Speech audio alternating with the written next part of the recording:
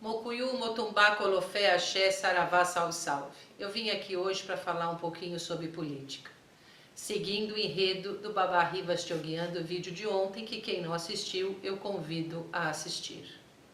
Pensei em muitas formas de abordar o momento político em que nós vivemos, mas resolvi fazer uma volta em Aristóteles na Grécia, porque ele cunhou esse termo e esse termo foi apropriado por várias culturas do Ocidente.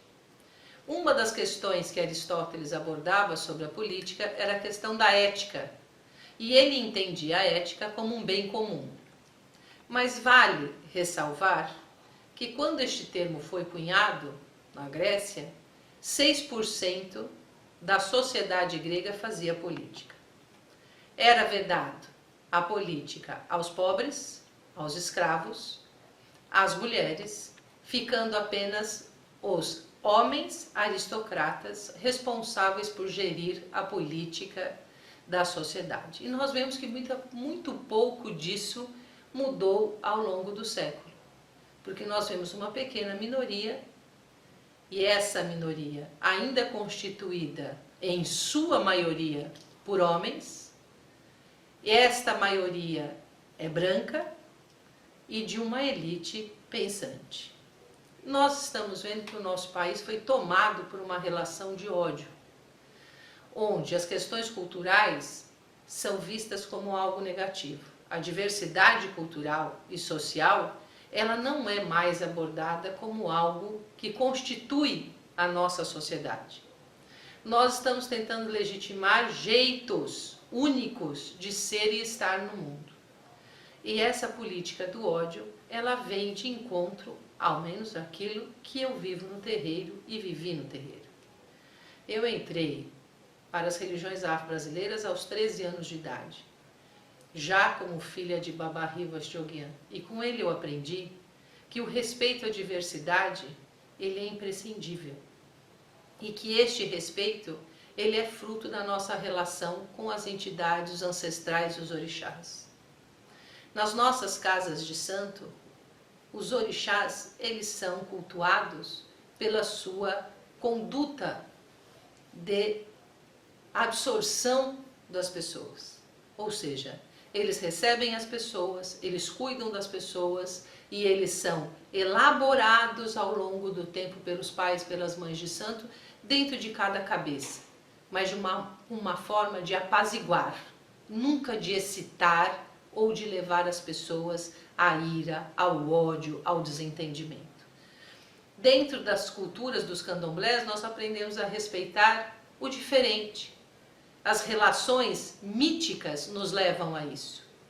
Nós entendemos que essa diversidade, pequenos atritos, são naturais, mas não é natural tornar isso algo muito grave socialmente. Os nossos ancestrais, a mesma coisa. Nós aprendemos que quando estamos dentro do terreiro, nós estamos ali como uma forma de auxiliar as diversas pessoas que nos acorrem. Atendemos pessoas de todas as classes sociais, de todas as etnias, da diversidade de gênero, sempre do igual modo.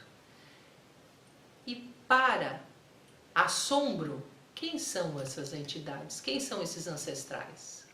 São pessoas marginalizadas, são caboclos, são pretos velhos, são baianos, que agora os nordestinos estão sendo muito achincalhados pelo seu voto, são boiadeiros, marinheiros, são mulheres marginalizadas pela vida, enfim, nós temos uma pleiade de seres espirituais que representam a maior parte da nossa população. Nos terreiros, as entidades cultuadas representam o que nós chamamos de minorias, que na realidade são maiorias. E essas minorias nos ensinam a ter compaixão, nos ensinam a diminuir ou diluir a dor do outro. Nós os recebemos com problemas e tentamos de alguma forma contribuir para a solução destes problemas. Dentro dos terreiros não há um apontamento daquilo que é negativo Não há uma exacerbação da agressividade. Ao contrário, é um ambiente de apaziguamento. Quem procura um terreiro, procura para um ambiente de apaziguamento. É lógico que sempre haverão as exceções, mas são exceções. Por isso eu tenho me perguntado e muito da nossa íntima relação com o sobrenatural. Se eu tenho um caboclo, um preto velho, uma criança, um exu, uma pombagira ou um orixá, no caso do candomblé, que tenta dirimir os males do mundo, como é que eu posso, numa situação política, incentivar ou escolher aquilo que traz dor e sofrimento para as pessoas? Fala assim, mas isso é uma visão política particular sua. É verdade, é uma visão política particular minha. No entanto, ela se mantém coerente com a vida que eu assumi, levo e realizo. Eu tenho aqui para comigo e para com os meus ancestrais um compromisso sobrenatural, um compromisso espiritual, um compromisso de trabalho, na qual a defesa do ser humano está em primeiro lugar.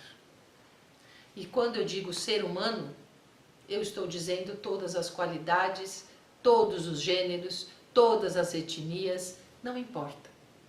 Elas têm que ter o respeito irrestrito. Minha gente, nosso voto significa a diferença que a gente vai fazer para o mundo. Pai Rivas falava sobre Foucault, sobre as relações de micropoder, que cada um de nós representamos um poder.